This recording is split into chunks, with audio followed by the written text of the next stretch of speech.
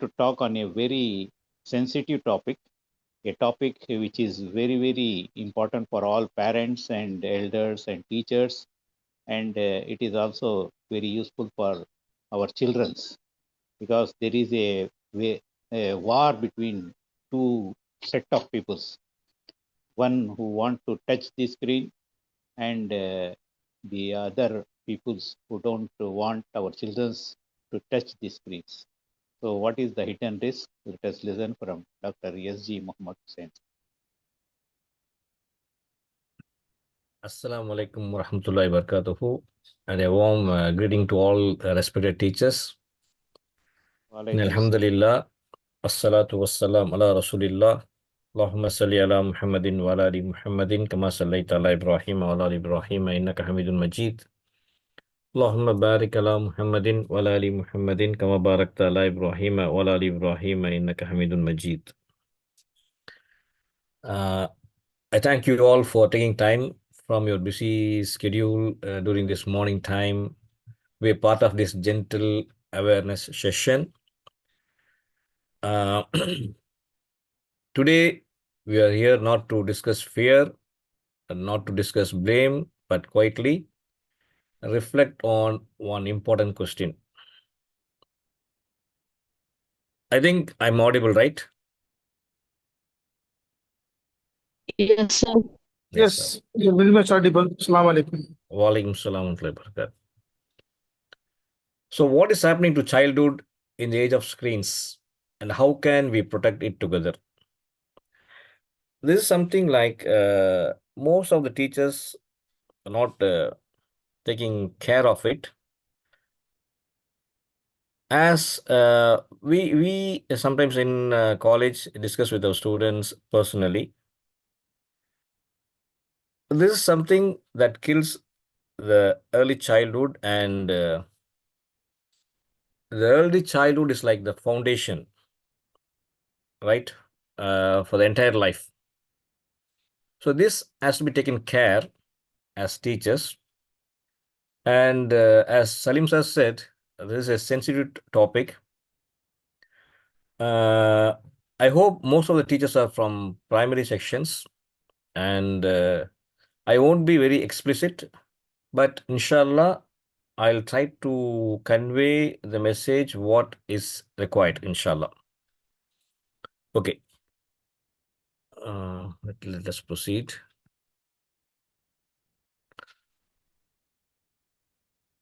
So think of your childhood, right? So before we move forward, I invite you to take a silent moment, right? Think of your own childhood, how we were. If you are above 30 and 40, it will be something like different, right? Simple games, friends, and we used to hear stories, right? The world felt slow and safe for us. Togetherness is something very enjoyable, right? That is physical togetherness. Now the generation are together, but not physically, right? So now gently return to the present and think of the children sitting in our classroom today. A childhood surrounded by screens, and the information is very fast and access far beyond their emotional age. They access the information which is not up to their age. It's yawning beyond the right. This session is only for understanding and protecting, and I will try, inshallah, by and large, what to do. So why this conversation matters? If you see, childhood is changing faster than any generation before, right? I hope you all agree with this. Screens entering the life earlier. Internet access is becoming constant, and it becoming more consistent. And learning and risk are now living side by side. I'm right. When we give the screen to the children for learning, learning and risk, they are like side by side. So as teachers and as parents, it's our duty to take care, right? So the important truth is protection must begin before harm. That's the important thing that we have to be very careful, not after, right? So awareness is always the first step to protection. So first thing, as teachers, we have to be aware of what is happening to our younger generation. So what research tells us about today's childhood?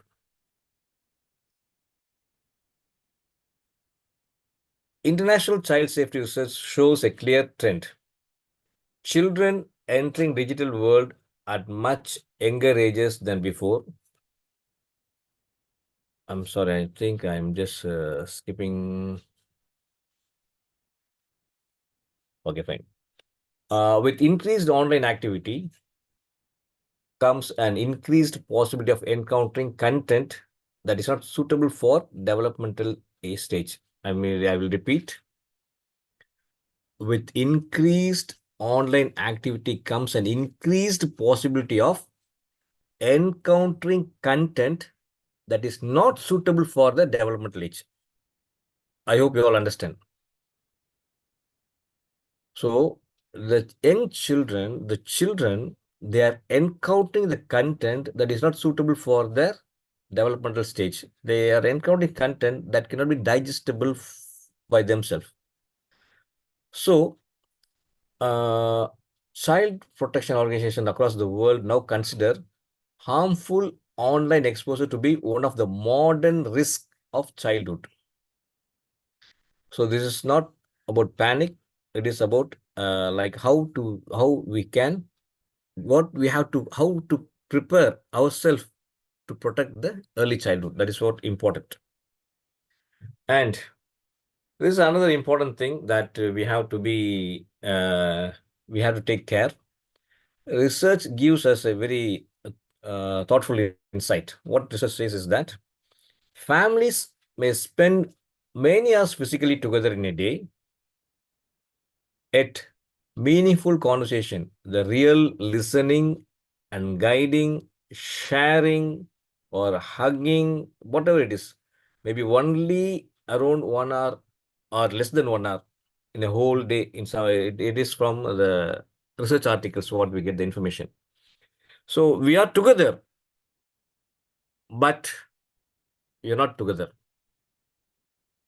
The family spends many hours together, but the real togetherness, the sharing of thoughts, listening to the children, we are very fast. We don't have time to listen to our children. I've seen in my own family that the parents used to have the mobile and the children, they used to have their own mobile. This is what is happening in our day-to-day life. So this reminds us something very deep. Children do not only need the presence, they need connection. So I repeat, children not only need presence, but they need connection. And when screen enters quietly into the shared family, what happens? That emotional connection slowly reduce without any notice. That's important thing. So when screens, when the screen already it is happening, the screen has entered the family and the emotion connections are completely gone. And we are failed to notice this. If you disagree with my comments, you can say, so it's not true. Fine. Screens entering early life, right? So studies shows that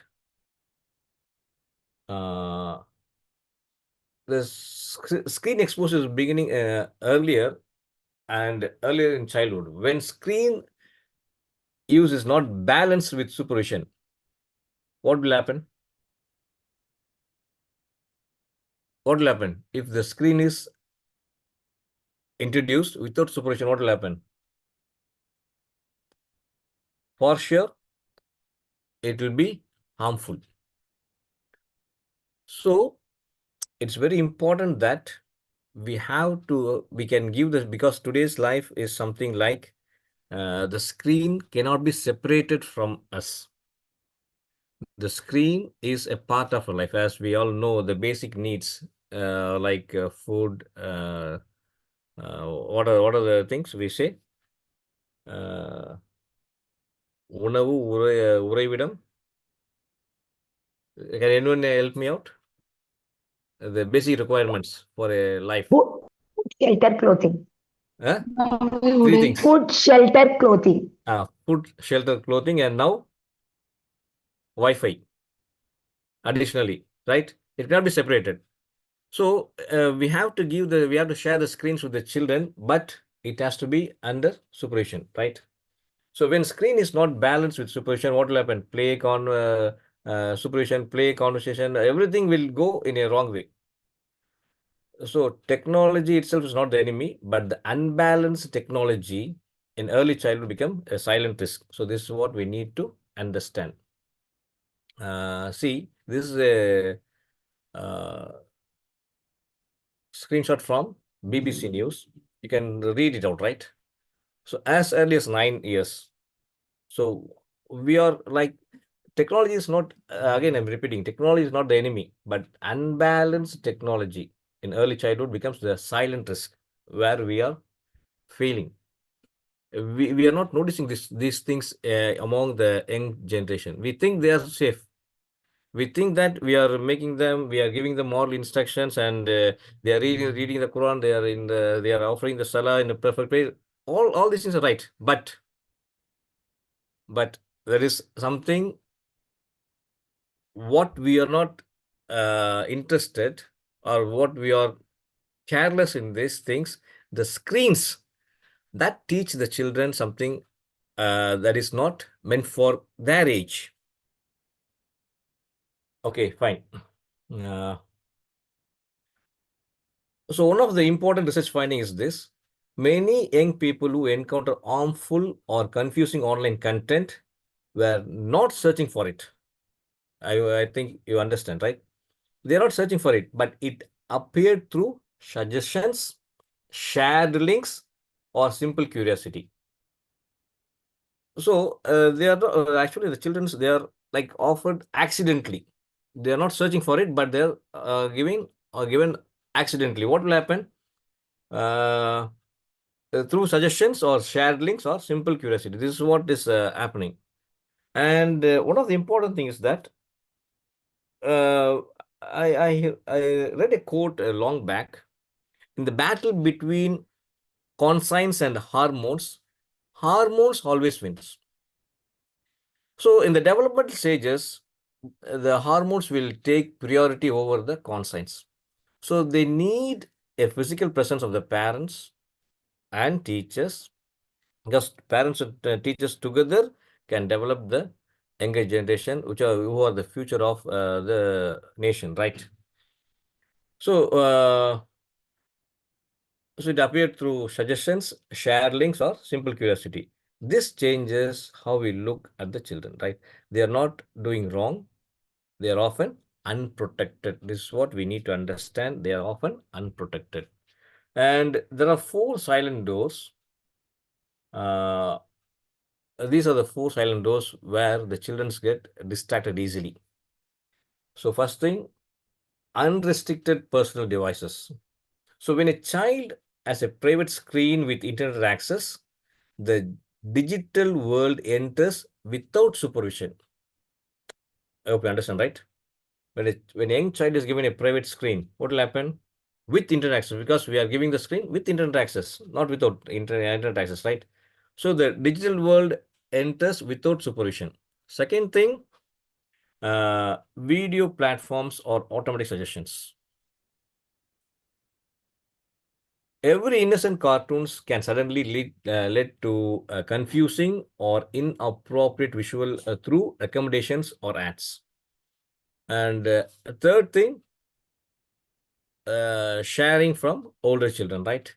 So many first exposures happen through sharing between children, not searching. It's like peer pressure. And then games and free apps without that open hidden links. Some games quietly connect children to unfiltered online spaces. Understand? So in most cases, exposure is accidental curiosity and not deliberate wrongdoing. This is very important that we need to understand. In most cases, exposure is just accidental curiosity. It's of the age, right? It will happen during that age, but it's not deliberate wrongdoing. Okay, and remember this. The most important session of this session is this for me. Most children do not search for harmful content. They simply stumble on it without understanding what they saw. And when confusion enters a young mind without guidance, silence begins. We may see some children who are very active, all of a sudden they will turn silence. There will be behavioral change. Why? Because when the confusion enters a young mind without guidance, what will happen? The silence begins. So, why this primary age is sensitive?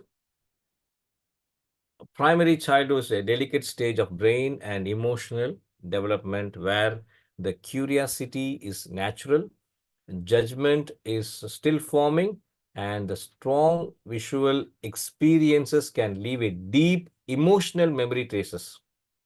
Understand?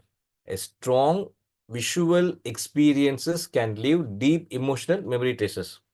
So when whatever we see, it will perceive in our mind, and it will lead to so many, it will have a deep effect in our thoughts, and the thoughts becomes the words actions character, and we know that quote, right?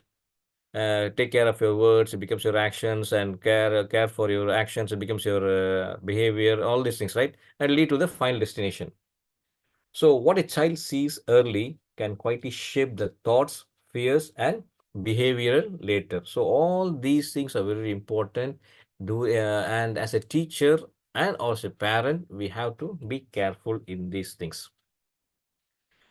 So, what are the behavioral changes that a teacher may notice?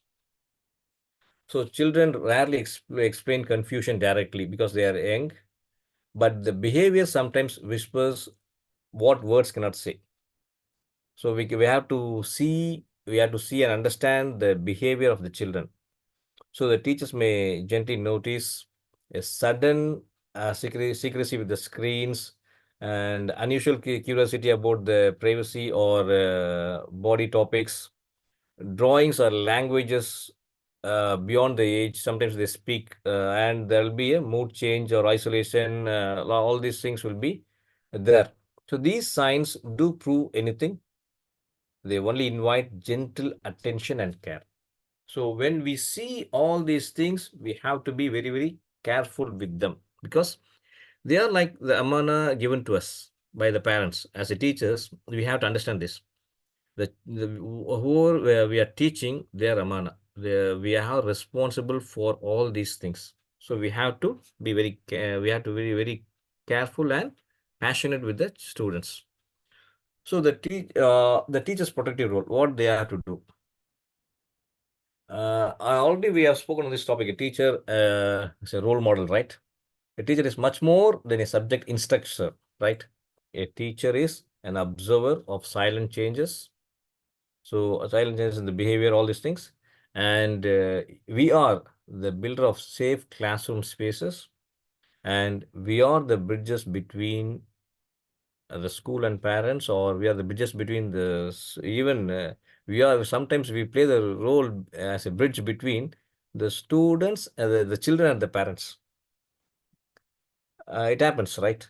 Sometimes only a caring teacher can silently protect hundreds of children without ever knowing it. So as a teacher, we know what they are doing and how there is a change, right? So what are the things that we can do inside the classroom? So prevention is in primary years is simple, gentle, and yet powerful. So teachers can encourage shared and supervised devices in use, and you can create a device-free learning movements, which is very difficult because today we cannot say we cannot create a device-free learning moments, but we have to try for it. We must try for it. So, as a teacher, we must teach body safety and privacy in a respectful manner. And we have to build trust so that children feel safe and they speak to us. So, small classroom cultures create lifelong safety. This is what we need to understand. And next, as a teachers, it's our duty to guide the parents also. So, the partnership with parents is essential. It's like right, what to say, we are like the rails, the railway track, two tracks, the teachers and the parents, so that the children can go safely. So the partnership between parents is essential. We can gently encourage families to avoid unsupervised personal phones for young children, and keep screens in shared family spaces. That is, they should not be private with the screens. They have to be in the hall or where we can supervise. And begin value-based conversation at early age. So research shows that warm parent-child communication strengthens emotional safety and resilience in the children. So protection grows best in relationship, not rules alone. So if you put rules, it won't work. So we need, as a parents, we need to communicate with the children, and as teachers, we have to have a personal touch with the children. So we all know prevention is better than cure, right? So this is simple but truthful. Protecting in childhood is far easier than healing in adolescence. So early awareness saves a year of confusion. So we have to be very, very careful when handling the children. And a trust beyond teaching. As a teachers, we all know what we have to do, and alhamdulillah we are doing it, but we have to be very, very careful, because every child who enters our classroom carries something invisible that is priceless. What is that? That is the innocence. So it's amana. So as a teacher is not only a guide for minds, but a guardians of hearts, right? So we are the guardians of the heart. So we have to understand the behavioral changes of the children, and perhaps we may never know which child was silently protected because a teacher became aware today. But Allah knows that, and sometimes saving a heart is greater than teaching a lesson. So let us leave a quiet intention to protect childhood with wisdom, with gentleness, and with responsibility. It is our responsibility, and we have to understand the responsibility, and we are answerable for our responsibility. Okay. Thank you. Thank you for your patience and sincerity and your commitment to children. Protecting childhood begins with awareness. Jazakallah khairan. And if anything went wrong in my speech, kindly excuse, and your comments are welcome. Thank you, sir. Jazakallah khairan. Thank you very much, Dr. S.G. Mohammed Hussain, sir. He has kept our fingers on fire. So, and his advice that teachers are not only have to guide the brain of the students, but they have to touch the heart of the students. And screen is coming in between us. Between the heart and brain, screen is there. We cannot separate, but we have to take care of. So very good advice S.G. Mohammed Hussain sir has given to us.